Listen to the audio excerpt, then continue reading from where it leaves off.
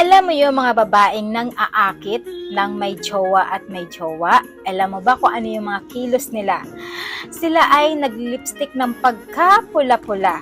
Tapos ang gagawin nila kapag naandyan yung lalaki na gusto nila, magpapa-charming ito. Magsusuot ng pagkabakat-bakat na short. At higit sa lahat, eto pa ay nagsusuot na talagang halos kita na ang kanilang cleavage. Kasi ganun yung mga kababaihan na kapag nang aakit ng isang lalaki, halos lahat ay iluluwa para lang maangkin at maakit ang isang lalaki na ginugusto nila. Dahil ang mga kababaihan ay wala na itong pakialam kung sila ay nakakasira ng isang relasyon.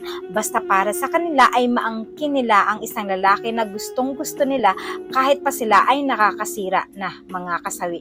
Kaya ang mga kababaihan na may ganito na makikita kayo, ingat kayo sa mga babaeng ganito.